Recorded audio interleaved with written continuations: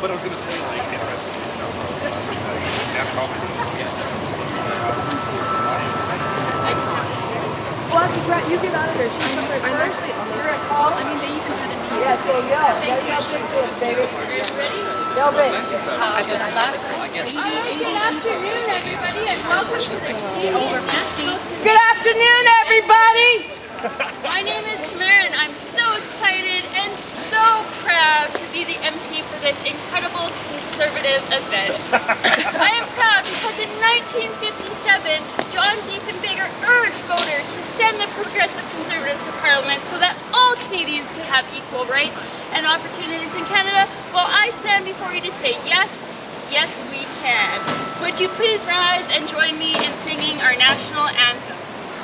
Oh, Canada, our home and native land, true patriot love in all thy sons command.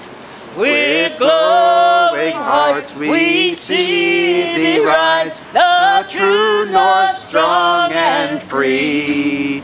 From far and wide, oh Canada, we stand on guard for thee.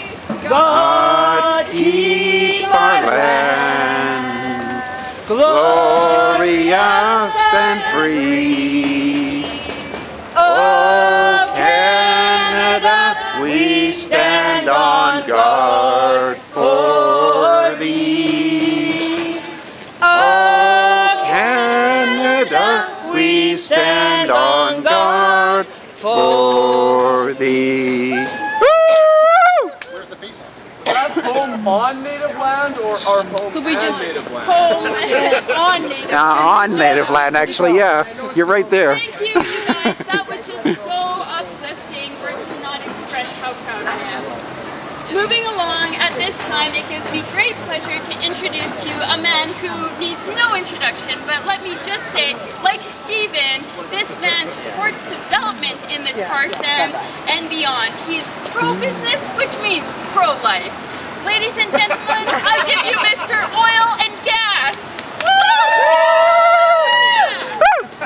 Drill, baby, drill! Yay! Good afternoon, ladies and gentlemen, and of course, Stephen.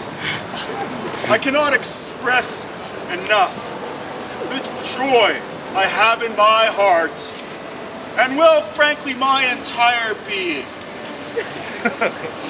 Truth be told, because like all of you, I share a deep love for the earth and all that lies underneath it. And well, let's face it, if we weren't supposed to take the stuff, it simply wouldn't be there. Right. They say everything was put here on this good earth for a reason. Well, that is reason enough, good enough for me, because it appears to be good enough for Stephen and his convention. So on behalf of all Calgarians and all the industry, I welcome you to Calgary, Canada's cultural capital, and together we all say, Yee-haw! Yee-haw! Well, thank you, Mr. Oil and Gas. Truly inspirational words. We tried to get Clint Eastwood to come today. However, we have it on fairly good authority that one conservative convention was more than enough for him. So instead, we had Wendy Walker. Her qualifications go far on, but what really qualifies her to give this speech is that once, when she was younger, she voted conservative. I did. Wow, I'm so impressed. Without further ado, ladies and gentlemen, please welcome Wendy Walker. Welcome.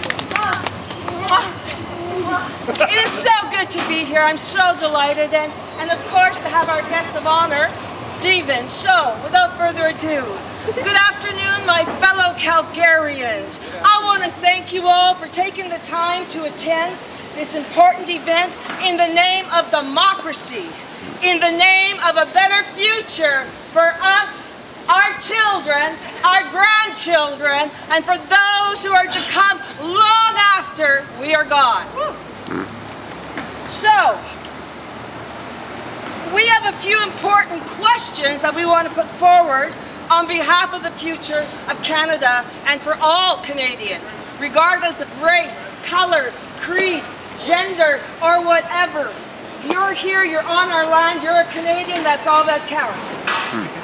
Well now, although our Stephen couldn't be here personally, we know he wanted to.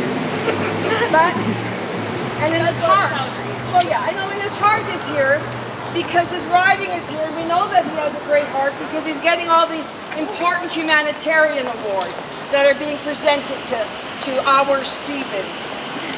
Well, I may not have voted personally for Stephen this time, but mostly because he doesn't live in my riding.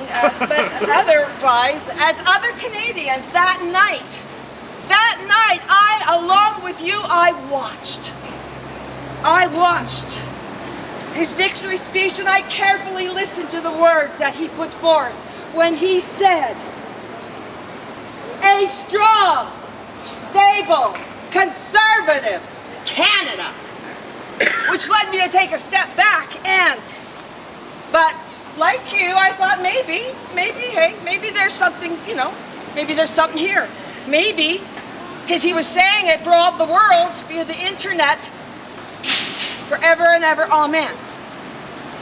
And then Stephen continued with saying that he was going to build a great future for all of us, for you and for you and for you and me and you and the lady with her back to us and all of you. We're all going to have this great future in Canada. And Stephen, in your speech, you said you were going to choose hope. Kind of sounds like somebody else we knew who chose hope too, and kind of where's that getting? But you said you chose this hope on behalf of every Canadian. So, Stephen, I'm wondering, does that include First Nations people? Whom, by the way, it said sorry to. Remember that day in Parliament? Hi, Mr. UPS.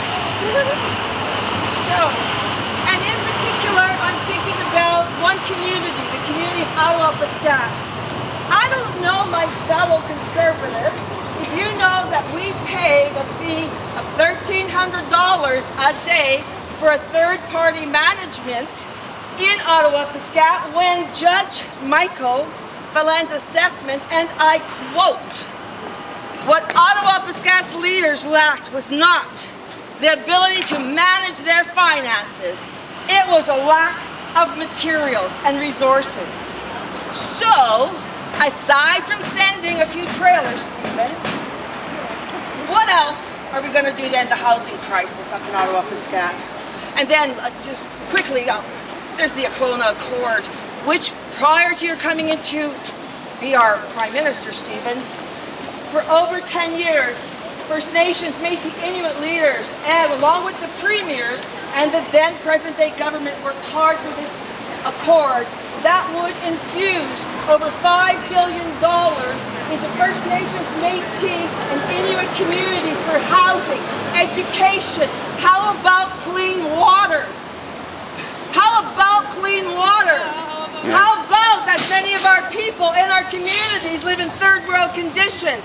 How about this is Canada? How about that, Stephen? But you know what? You guys ripped up the plan because you said you had a better one for us, Stephen. And so now all the leaders are so thankful that you're cutting the funding. I believe the Assembly of Chiefs in Manitoba is going from $2.6 million. Their new budget will be capped at $500,000. Way to silence the voice of the people, Stephen. That's an awesome job. But you know what, sadly, Stephen? Your disregard is not only for people like me and others in our community, but it also extends to our youth. And I'm sad, Stephen, because you have kids. Like, what is it saying about you as a dad to your children? So, as post-secondary students have known for years, tuition is increasing. According to recent reports for the Center for Canadian Policy Alternatives, the average tuition is increasing at Canadian universities over the past 2 decades was 3 times the rate of inflation. 3 times that rate, folks. And so, compulsory fees for Canadian undergraduate students will continue to rise by an estimated 17.7%. So, in its horrible development and its implications, Stephen, which, by the way, led Quebec students, and you all remember what happened in Quebec, which led those students to uprise and say, no more! No more. No more! We ain't taking this, no more! So, you know, Stephen, I could go on about education and the cuts and how you're hurting us, everyday Canadians, but there's just a few other things I want to speak about before I know your time with the chair comes to an end. So, you know, Stephen, we know, and we're so proud of you that you went to the U of C here, University of Calgary, like many other fine Calgarians before you and after you. One would think you would learn to appreciate that education that you got, but then I guess we shouldn't be surprised to see your lack of respect for science and for history. You know, a lack of letting people, including our scientists, not be muzzled anymore, to be able to have a voice that says what's going on in our country. So we as Canadians, we know the truth. But right now, folks, Stephen, I'm sad to say, how many Canadians, if you were to stop and ask a fine police force, if you were to ask my law, back over there, if you were to ask anybody over here, you would find out, Stephen, that this war that you appear to be waging against your own country, against your own people, these are the people you said you would protect, that you would take care of. That's what you said, Stephen. You said those words. So, Stephen, I'm starting to think that you not only care about the youth, you don't care about First Nations, you also don't appear to care about our environment. Because you also shut down things like the unit. I don't know what you guys think, to me it's kind of scary, but that you shut down the unit monitoring emissions from power plants, furnaces, boilers, and other sources for a net saving of $600,000. Now, I got to tell you, that did not begin to pay our fee to third-party management and all the third-party management that Mr. Harper's government has put in place. That doesn't even... So we're not even breaking even. There was no savings here, Stephen. You didn't save Canada any money. I'm sorry. I know that was your intent, and you meant the best. But you know what? It has gotten so bad here that the former federal minister of Fisheries and Oceans have released an open letter to you stating that, and I quote, "We are especially alarmed about any possible diminution of the statutory protection of fish habitats. All fish habitats now will no longer be protected, but many will be sacrificed, as you are aware, for corporate power, corporate greed, corporate dollars, all in the name of jobs, economic development, and moving forward for a better Canada." I submit, Stephen, that's a little boo-boo BS stuff. So your moves against muzzling our scientists, those who would tell us what's going on, saddens me, along with all Canadians, because it sounds to me, Stephen, like you're trying to keep us dumb. You're trying to keep us stupid. So that as long as we're ignorant and we don't know anything, we can't stand up and we can't speak. So to the brave men and women who have come to the Canadian Conservative National Convention today, I am so proud of you. And Stephen, I know you still really, really wanted to be here. And finally, I'm just going to close with one more little chapter. There's far more issues that we could speak about. However, I know that Mr. Harper, our Stevie here, doesn't have a lot of time with the chair, and so we've got to get the chair back to the alley from which it came. So I'm going to just lastly, because we have our incredible law enforcement. We have some over here. Woo! Yeah! Woo! Please, hello. Thank you.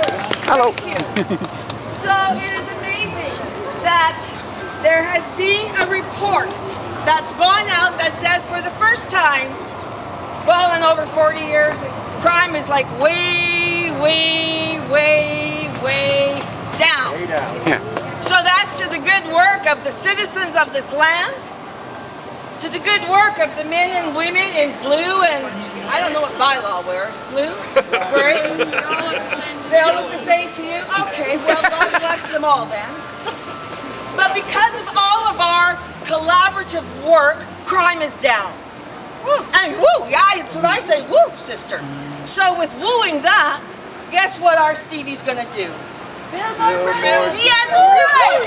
And not only prisons, folks, mega prisons. Private prisons. Private. Yeah, and who are those prisons for, my friends? Who are they for? The slave workers. It's for you, Aaron. No, just kidding. It's for all of us. It will be for all of us who stand up and have the courage to show up, speak, to stand up, whether you're here in body, spirit, mind, if you're at home and you couldn't get here, however you are supporting these events. Well, Stephen, as you can see, we as Canadians, we're not happy. We're not happy because, Stephen, I don't know if this is possible. I know you kind of get challenged all the time here, you know, in the House of Commons. You know that place where you grope and you don't go to work half the time, and you know, and then when things are going your way, you have a hissy fit. Well, Stephen, I'm going to give you a challenge, and I think I'm going to issue this challenge on behalf of all of us. I don't think I stand alone in this when I say, remember when you said you wanted a strong, stable Canada?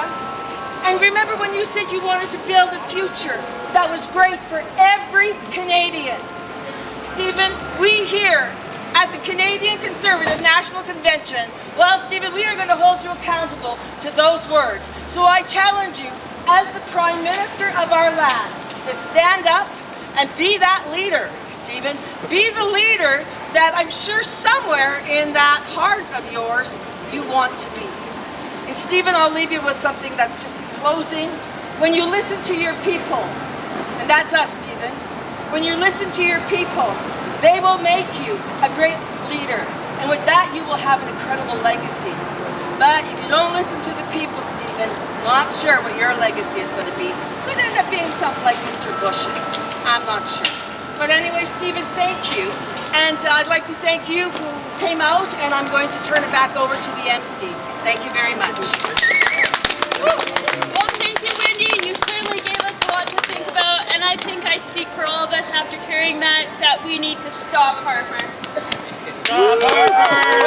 Stop Harper! Stop Harper! Stop Harper! Wait a minute. What's Mr. Harper? Is he going to guarantee a job? You say Harper, stop. Harper, stop. When I say stop, you say Harper, stop. Harper! Stop. Harper! When I say stop, you say Harper, stop. Harper! Stop. Harper! When I say stop, you say Harper. Stop! Harper! Stop. Harper!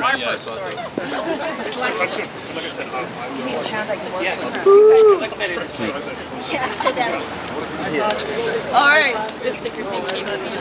Yeah, but did you but that didn't give us our cue. Shame on Harper. Shame. I don't know where people are going to take it from here.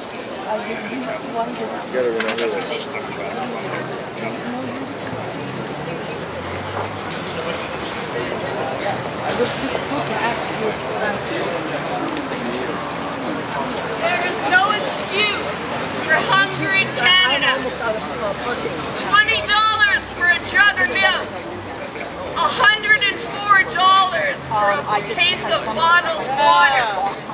$18 for a jar of peanut butter. These are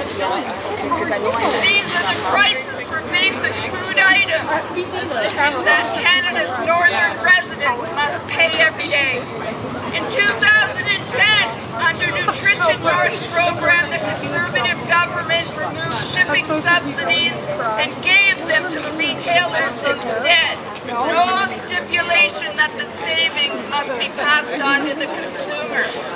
But according to Health and Northern Economic Minister Leona Agluka, these outrageous prices aren't the fault of her government's corporate-centric policies, but rather that of patronizing and ill-informed activist third parties. Considering that many Aboriginal advocacy groups place the blame Just the balloons. Don't worry. on the shipping subsidies and non-activists, MP Agluka accusations of outsider meddling rings resoundingly hollow. I worked as a social worker on isolated reserves in northwestern Ontario beginning in the late 1970s. Somebody inflated them too much. At that time, the houses and trailers provided were not insulated. There was no inside water or toilets, and many residents were suffering from type 2 diabetes with no medical intervention, as there were doctors made available to them. They suffered and died in pain. That was nearly 40 years ago, and nothing has changed, except that the Harper government has upped the cruelty towards the First Nations people of this country. Now that you have removed the shipping subsidies for our Northern Reserve residents, my people can no longer afford food. At this moment, in Pond Inlet, a 2.67 kilograms of roast is priced at 50.79 cents a kilogram. The total for a roast thanks, Aaron. at this moment is $135.86. Can you afford that? Can Harper afford that? Harper has removed the shipping subsidy. I want to be brutally clear. More of my northern sisters and brothers will become suicidal and will succeed in killing themselves. Northern First Nations suicide rates are extraordinarily high as it is. And now, with no change to virtually without indoor water, toilets, heat, or Harper's plan is systematic to kill standard Aboriginal people in the Dear Harper, dear Minister Agluka, may your dreams be filled with the cries of hungry Aboriginal children. Good, my queen.